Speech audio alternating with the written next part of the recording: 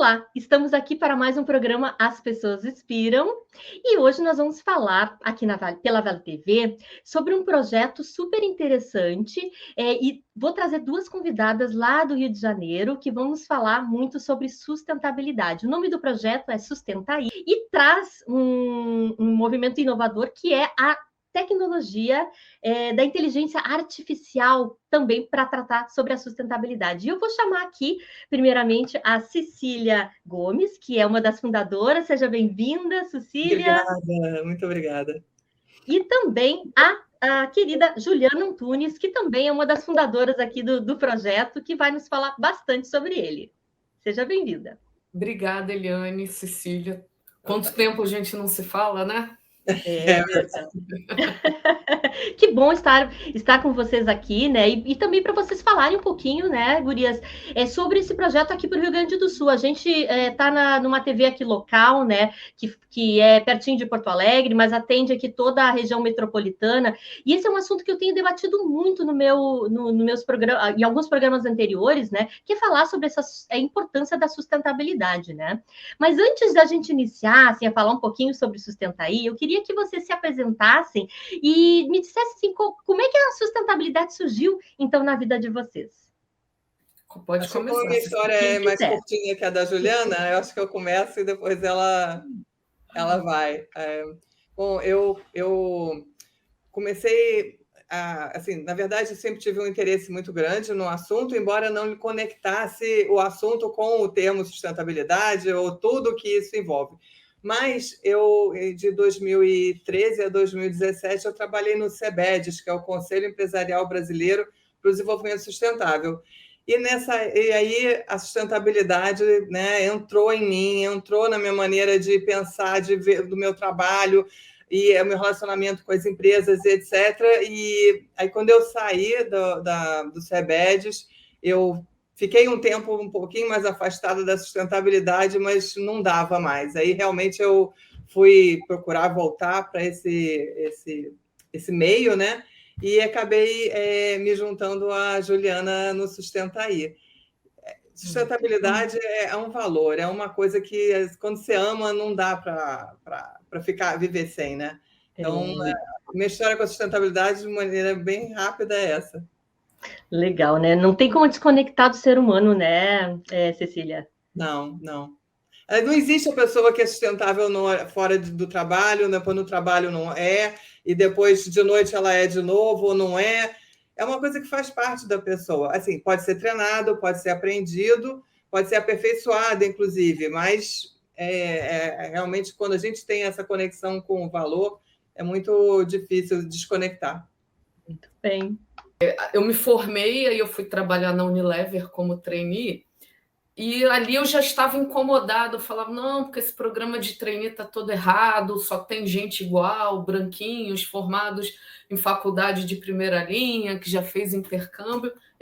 Eu questionei isso dentro da empresa. Enfim, resumindo, no meados dos anos 2000, eu fui responsável pelo primeiro programa de diversidade que você tem notícia aí, muito antes de se falar da modinha de diversidade, né? E aí, depois disso, eu falei, não, é aí que eu quero ficar. Eu morava em São Paulo nessa época, voltei para o Rio de Janeiro, trabalhei na Souza Cruz, já na área de sustentabilidade. Souza Cruz, que ela é bem forte aí no Rio Grande do Sul. E depois que eu saí da Souza Cruz, eu resolvi abrir uma empresa de consultoria. Durante muito tempo, eu fiz uma consultoria bem complexa, assim, como é que em planejamento estratégico, tomada de decisão, viajei o Brasil inteiro, morei no interior do Pará, fazendo sustentabilidade e tal. E eu sempre, assim, a forma como Sustenta I, como eu e o Sustenta I a gente enxerga a sustentabilidade dentro de uma empresa, assim, ela não é uma área que começa e termina nela, ela está permeada na empresa inteira, todas as áreas, né? A gente tem um mantra no Sustenta I que a gente fala, empresa sustentável é feita de gente sustentável, né? Então, são as pessoas nas suas áreas fazendo a sua rotina de trabalho, mas também fazendo de uma forma sustentável. E para trabalhar dessa forma, eu precisava de engajamento. E era uma dor, é um problema. Na verdade, engajamento para qualquer coisa, não é só para sustentabilidade. Mas na sustentabilidade impacta muito a forma como se trabalha. E aí eu falei, eu vou criar um canal no YouTube para fazer vídeos de sustentabilidade, para mostrar para as pessoas que sustentabilidade pode ser uma responsabilidade de todo mundo, mas ela não é esse bicho-papão, ela pode ser leve, pode ser divertida. E a minha empresa tinha outro nome e o canal se chamava Sustentaí. Até para ter uma conexão mais com o público jovem e tal. 2017 ainda estava bem na consultoria, mas 2018 eu vi que começou a ter uma oportunidade grande de mercado e eu comecei a migrar, sair um pouco de consultoria de estratégia para engajamento. Eu peguei o principal produto que a gente tem, que a gente tinha na época, que a gente tem também hoje, que é o planejamento estratégico, trouxe para o Sustentaí e a gente começou a desenvolver produtos voltados para engajamento. E aí, em 2019, eu fui uma pessoa super antenada, super de inovação, meu mestrado é inovação, tecnologia e tal. Eu falei, como é que a gente pode usar a tecnologia para escalar a sustentabilidade? Né? Porque é o seguinte, a gente trabalha com engajamento, né? E o que leva uma pessoa a se engajar por alguma coisa? Né? Por que a Cecília, por que eu gosto de sustentabilidade? Né? E cada uma aqui vai ter uma história diferente. E isso a tecnologia ela não consegue escalar. Por quê? Porque é individual, é de cada um. Né? O que me motiva, ela é completamente diferente. E aí eu conto uma história pessoal minha, que apesar de eu morar no Rio de Janeiro hoje, de eu falar como carioca, eu não sou carioca, eu não cresci no Rio de Janeiro, meus pais não são cariocas, mas eu sempre falei como carioca, mas enfim, o que leva uma pessoa com essas características a ser maluca pelo Flamengo? Né? Meu pai, ninguém na minha família é flamenguista, não nasci no Rio de Janeiro, não cresci no Rio de Janeiro, só fui ao Maracanã depois já de grande, assim, tinha 16, 17 anos, primeira vez que eu fui no Maracanã. O que leva uma pessoa dessa, que não tem referência familiar nenhuma, a ser maluca? Então, assim, maluca pelo Flamengo. Isso, a tecnologia, ela não vai identificar o que me leva a gostar de alguma coisa. Porém, a gente entendeu que se a gente ensinasse a máquina, né, que a gente chama, a pensar sustentabilidade, ela poderia identificar o teu nível de intensidade em sustentabilidade, o nível de intensidade e engajamento da Cecília em sustentabilidade e o meu nível. Então, aí a gente consegue escalar. Por quê? Porque quando a gente vai para uma empresa fazer engajamento, né, eu brinco dizendo que a empresa usa 3 datas para fazer o engajamento para a sustentabilidade. O Dia Mundial do Meio Ambiente, onde a empresa vai dar uma caneca de café para a pessoa não usar mais um copo plástico. No Dia da Árvore, onde as pessoas que moram em apartamento vão ganhar mudinhas de árvore para plantar Deus sabe aonde. E na CIPAT, né, na Semana de Segurança de Prevenção de Acidente e tal, a área vai ter meia horinha, 1 hora para falar, provavelmente não vai despertar interesse de muita gente e vai falar basicamente de meio ambiente.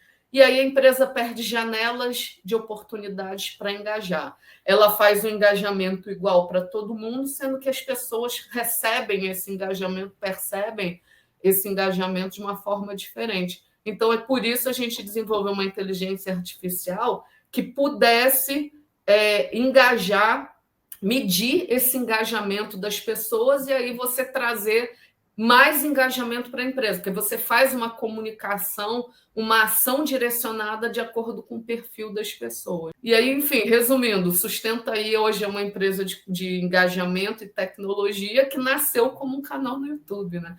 Parece um storytelling, mas não é.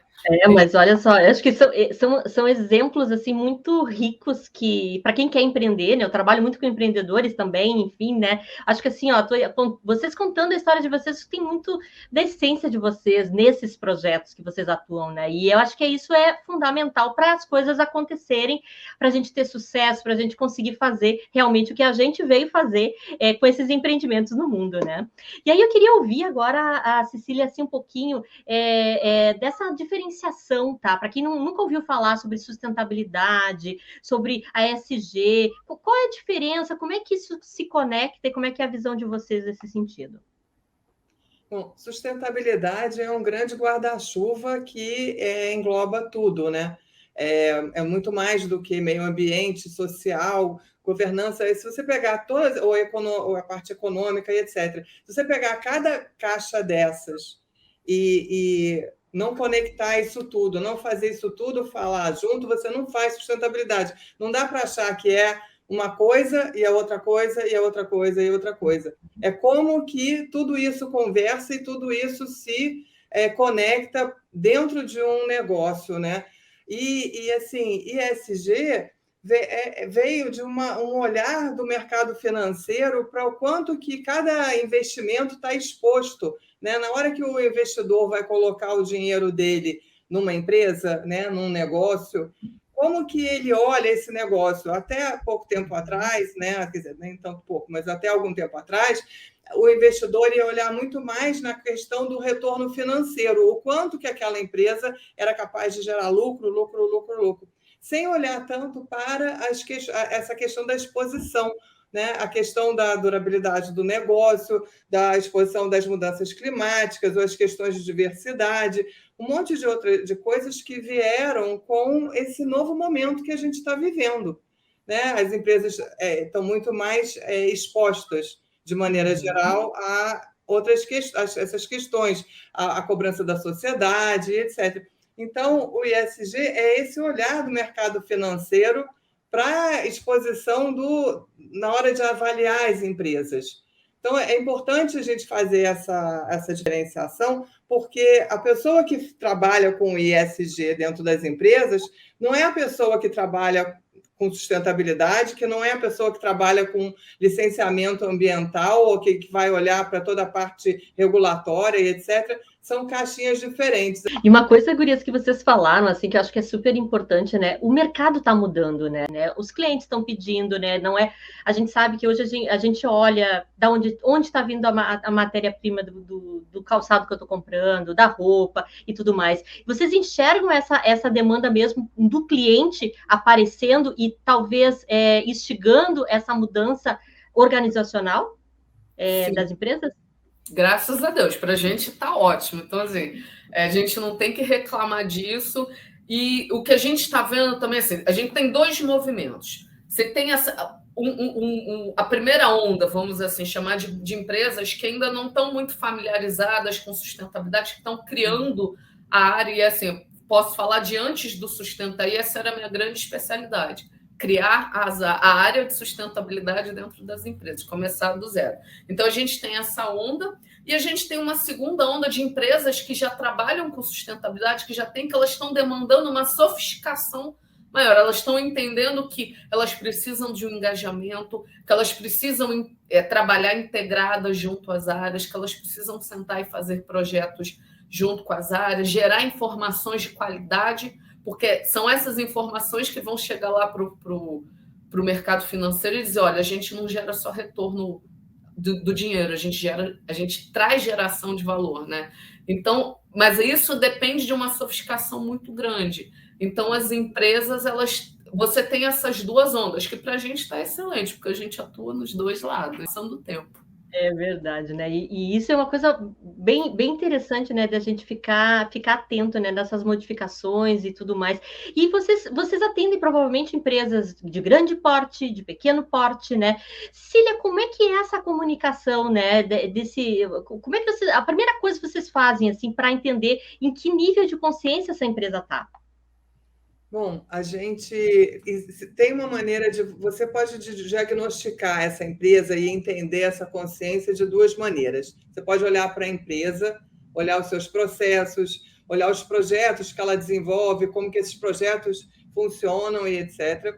E aí, esse olhar é super importante, porque uma empresa não é sustentável porque ela simplesmente tem uma área de sustentabilidade. Ela é sustentável porque a sustentabilidade está nos processos, está na tomada de decisão, está na maneira como os projetos, os produtos, todos são criados. Ou seja, ela precisa olhar para o produto dela, para a embalagem, antes de criar a embalagem, e não só se preocupar em depois dar um descarte para essa embalagem, né? Ou os resíduos da produção. Ou seja, tudo isso da empresa tem que ser olhado para que ela realmente esteja inserindo a sustentabilidade no negócio dela como um todo. E tem uma outra maneira que a gente também trabalha com as empresas para avaliar essa maturidade para a questão de sustentabilidade, que é através do diagnóstico das pessoas. Como a Juliana já falou, existem diferentes níveis de engajamento para a sustentabilidade, como existe para outras questões também, diversidade, etc. Você pode ser uma pessoa que tem um conhecimento super básico sobre o assunto e entende que, e para você, sustentabilidade, se você estiver reciclando latinha, já está ótimo. Ou você pode estar muito mais evoluído nessa curva de maturidade, né, do engajamento e do comportamento e do entendimento da sustentabilidade e ser um influenciador, né, no seu círculo, na sua empresa, na sua família, no seu meio. É importante você entender em que ponto que cada pessoa da empresa está, se você efetivamente quer ter uma cultura de sustentabilidade na empresa, né? Se a cultura organizacional ter a sustentabilidade como um valor efetivo. Então, a gente faz também esse trabalho de entender em que momento cada pessoa está para poder fazer ações de engajamento que sejam relevantes para a empresa, que tragam resultados efetivos e tal. E com a Laís, que é essa inteligência artificial que a gente desenvolveu para fazer essa análise. Então, legal. Só complementando, assim, a gente tem 2 produtos diferentes, né?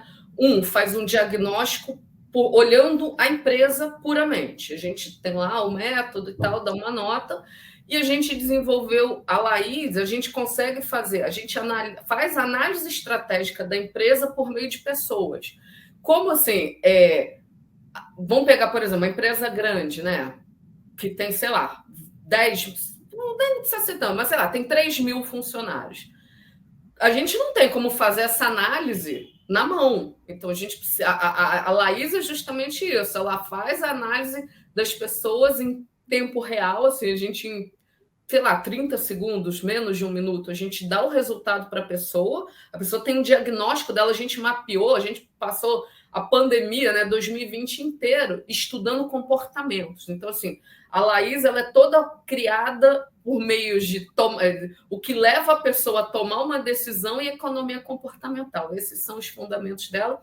E a gente identificou que existem 7 comportamentos e que, assim, as pessoas elas vão criando padrões, né? Então, a gente conseguiu diferenciar 7 comportamentos. Pode ser que no futuro, isso é um processo que vai continuar para sempre, pode ser que no futuro a gente consiga mapear mais comportamentos, mas hoje a gente tem 7 comportamentos mapeados, que vai desde o negacionista, aquele cara que acha que mudanças climáticas é lobby da indústria de energia limpa e renovável para acabar com petróleo e gás, já ouvi isso. Até a pessoa que a gente chama de change maker, que é o agente de mudança, que usa a sustentabilidade para mudar o mundo. Então, a gente tem 7 perfis dentro dessa variação, e a gente consegue analisar. A Laís, ela gera informações estratégicas que permite a gente analisar a empresa através do comportamento das pessoas em relação à sustentabilidade. Então, a gente tem esses 2 tipos de diagnóstico. Muito bom, já estou com vontade aqui de conhecer a Laís, né? Eu acho que o pessoal aqui também... Você dá o endereço para ela responder lá, para ela descobrir qual é o perfil dela de sustentabilidade. É verdade. Eu quero conhecer a Laís, e eu acho que o pessoal aqui que está com a gente também. Mas, assim, uma outra questão, né? Quando a gente fala muito sobre essas temáticas, assim, que estão sendo abordadas agora no mundo contemporâneo, sustentabilidade, enfim... o que vocês percebem assim, com relação à importância da liderança estar casada com esses processos, né? Que tipo de experiências vocês já tiveram onde existia uma intenção muito boa, mas infelizmente a liderança ela acabou não contribuindo ou se contribui, enfim, mas uma experiência de vocês nesse sentido. Na verdade, assim, é curioso falar porque a gente ouve muito, né? Sustentabilidade top-down, tem que começar na liderança, mas a gente, inclusive, faz um método diferente. A liderança, ela diz que quer. E é isso que está acontecendo nas empresas. Então, assim, você tem lá os investidores pressionando as empresas, aí você tem os diretores, o presidente, o conselho, chegando neles, a gente tem que fazer sustentabilidade, mas eles não executam. Então, por isso que a gente, na verdade, o nosso foco de engajamento é liderança média, Por quê? Porque a liderança média, né, a gente está falando de os gerentes médios, coordenador, supervisor, essas pessoas têm a comunicação com o pessoal de cima, mas também tem com o pessoal de baixo. Porque não adianta o pessoal de cima tomar a decisão quando o pessoal de baixo falar, é impossível o que eles querem. Então, a gente foca na liderança média, porque ela é capaz de traduzir se a diretriz estratégica de quem está em cima é viável de execução para quem está embaixo. Então, assim, o foco da gente, a gente começou, né? Eu, na verdade, não Sustenta, eu, como consultora, a minha primeira experiência foi top-down e não dá certo. A gente já teve vários exemplos que não dava. Eu falei, tem que mudar. E aí eu fui buscar na inovação, né? Eu tenho um background muito forte de inovação. Eu fui buscar na inovação não o top-down, é o middle up-down, que é o meio, depois em cima, depois embaixo. Então, a gente trabalha dessa forma, engajando aquela liderança mais operacional que pode colocar a mão na massa, que vai saber se vai ter resultado ou não. E uma coisa que tu falaste, Ju, também que eu acho que é bem legal, né? Eu tenho uma visão assim da liderança um pouco mais ampla, né? Não só essa do topo, porque todos nós funcionários, né? Quem se relaciona acaba sendo uma liderança, um porta-voz dessa empresa, sim, né? E realmente assim é o pessoal que está vivendo essa cultura que vai fazer a transformação, né? O agente de transformação, ele sim pode ter a partir da liderança formal essa intenção, mas acaba acontecendo, né, na cultura mesmo, né? A gente chama, a gente brinca, né? Essa pessoa que você está falando, a gente de transformação, a gente chama de seu Zé. O que é o seu Zé? A gente já mapeou isso também nas empresas, é assim, são pessoas que no papel não necessariamente tá lá no nível hierárquico alto, mas já tem muito tempo, eles são pessoas muito carismáticas, têm muito tempo de empresa, e mesmo que às vezes seja um assistente, um técnico, um analista, isso é relevante para a gente, eles sabem cortar caminhos. Então, para quem trabalha com sustentabilidade, ter essas pessoas como aliados, seus Zés, que a gente brinca, é muito importante. A gente faz muita ação de engajamento com os seus Zés. Então, se der tempo, eu queria contar uma história super legal. Eu estava no Pará, né, em área operacional, mina de níquel e tal. Aí por conta de legislação, tinha que fazer um treinamento de meio ambiente, treinamento básico para o pessoal que de mina mesmo operacional. Só que essas pessoas, isso antes da pandemia, essa galera é arisca, ela não senta em sala para ficar 2, 3 horas ali recebendo treinamento. Aí eu perguntei, né, para o cliente se eu poderia fazer algo diferente. Ele me autorizou. Então, eu fui mapear os seus Zés. Eu não lembro dessa história, já tem tempo. Então, assim, de 5 a 10 seus Zés, mais ou menos, eu mapeei. Chamei um caricaturista, desenhou a caricatura dos seus Zés. Chamei um quadrinista, ele fez a história em quadrinhos. A gente criou uma história com base na realidade da empresa, fez uma história em quadrinhos. Aí eu brinco dizendo que o meu indicador de sucesso é ver a história em quadrinhos no bolso das pessoas. Primeiro porque eles identificaram os seus Zés e foram lá tirar sarro com essas pessoas, foram brincar com essas pessoas. E depois porque era uma história rápida, que em 5, 10 minutos ela lia, e era um material de consulta. Então, assim, seus Zés são fundamentais na sustentabilidade. Eles ajudam muito a encurtar caminho, eles sabem como resolver problemas, eles têm muito tempo de empresa para saber esse tipo de informação e eles ajudam muito a sustentabilidade. Eles são seus Zés. A gente ama vocês. Total, né?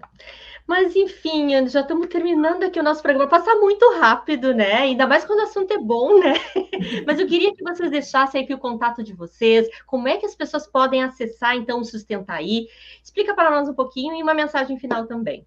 Cecília. Quem quiser começar. Bom, tem o site, né? Sustentaí.com. Onde tem um blog, tem um pouco lá, fala um pouco dos nossos produtos, dos serviços que a gente oferece e tal. As redes sociais, basicamente, Sustentaí, em todas elas você Instagram.com/Sustentaí, LinkedIn, Instagram, Facebook, Sustentaí, o YouTube, que está meio abandonado, mas também é Sustentaí, enfim. Mas assim, o YouTube, né, foi como tudo começou, então tem bastante conteúdo bacana lá, desde do que é muito básico de sustentabilidade, até já umas lives que a gente fez no ano passado e tal. Então, assim, tem bastante coisa pelo site e pelas redes sociais.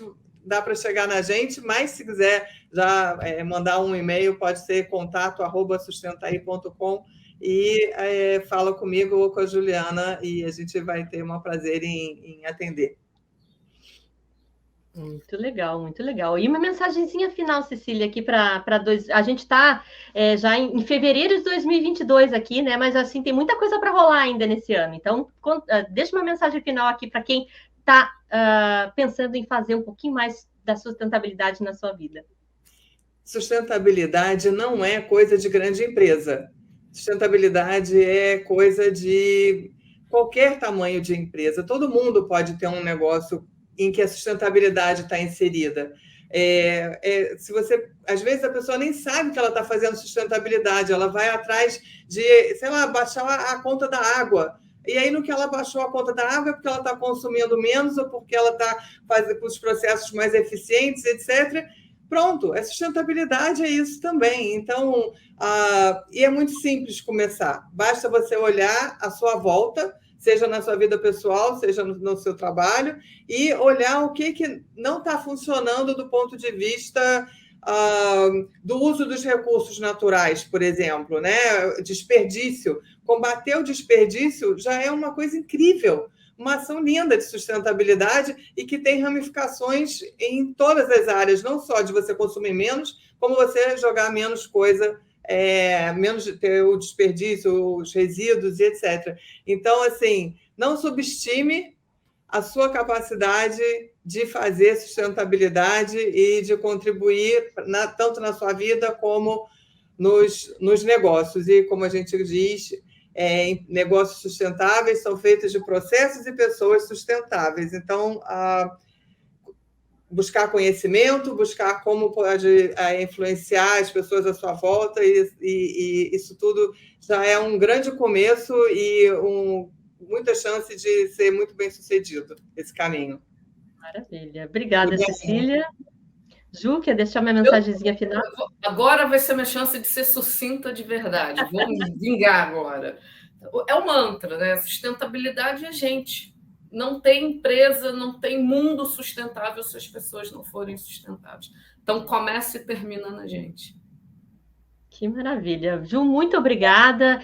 Obrigada às pessoas que também estão nos assistindo aqui pela Vale TV. E semana que vem tem mais um programa As Pessoas Inspiram. Então, uma ótima semana e fiquem com Deus.